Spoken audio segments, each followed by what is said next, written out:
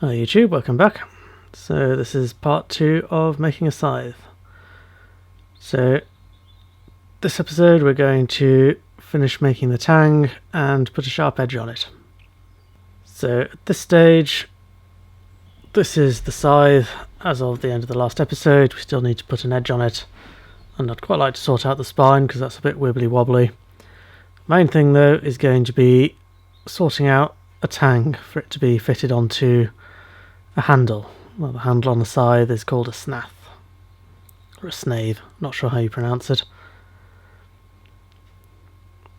Now to draw out this tang, I'm going to cut out a section on a V section on this corner here, and that will allow me to do a nice neat tidy job of drawing out the handle. So, and the reason I'm doing this as a notch is to avoid ending up with a gall at the tang to blade transition. So just to make sure it doesn't gall, I am going to take a round file and just stick a bit of a radius in there, and that hump will straighten out quite nicely. So at this stage I will stick it in the fire, and using the drawing dies I will start pulling that lump of material outwards, and I'm aiming to get it to a section of around about 1 inch by 1/4 inch, 3/8 of an inch.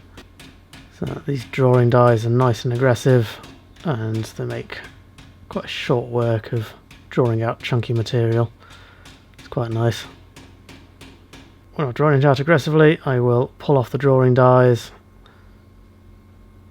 and just use the regular dies, which have a flat section. That'll just allow me to square this off nicely, flatten, and pretty much planish the work.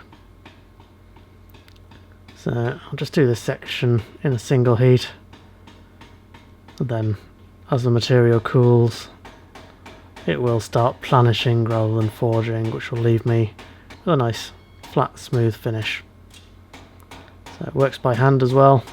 Get it to a dull red and hammer it, and you'll see that you'll end up with smaller hammer marks. So at this stage the tang is all forged out. So I will mark off 1 inch away from the blade, and this is where I will stick a bend in there. Not quite at 90 degrees, I'm certainly not going to upset it. And I want the section down from the bend to be 3 inches long. So in order to do that, I need to add the thickness of the material to the length of the final tang. So it's 1 inch long, so I will add 1 inch to that. And that inch will be absorbed in the bend. So centre dot it so I can find the marks.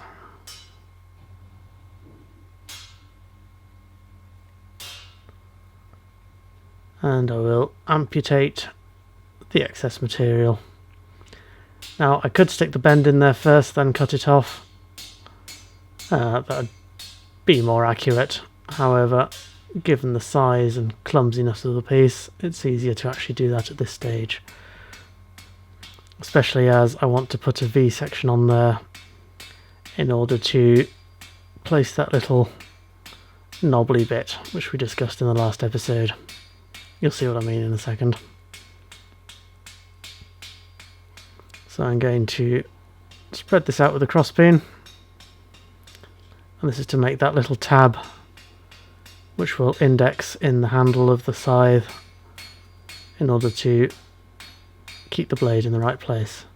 So having spread this out to a V section, I'm going to go in with a narrow fuller, basically a blunted chisel, in a round swage, starting big, moving down to a small one. And I will just put that little groove in there, and then I will dress down the V section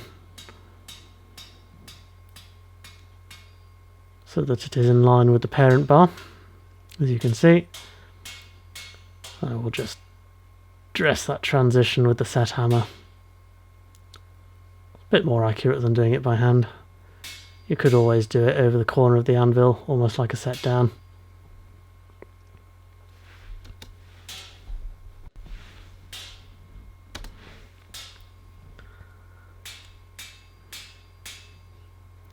And just get that nice and flat.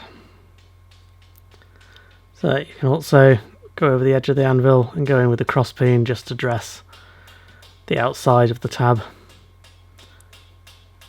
and clean up the shape top side, and you end up with a nice little tab like this.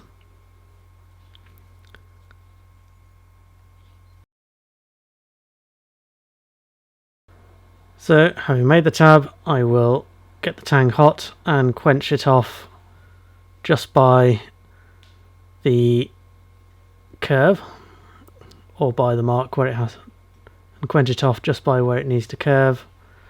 And going over to the bick, I will start bending that round. So take a few heats, take your time, take it slowly, keep dressing it on the flat.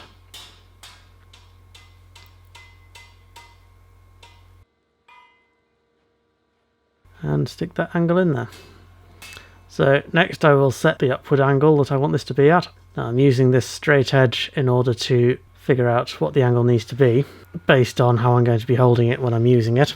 You also need to take into account the fact that the scythe itself the blade needs to be above the spine. The spine sits on the ground and the sharp edge is slightly above ground in order to cut the grass in the right place. So I'll do this at a dull red heat, not quite showed up on camera. I literally heated up to a dull red, stuck the scythe itself in the vise and stuck the angle in there. So that's the angle exactly as it needs to be.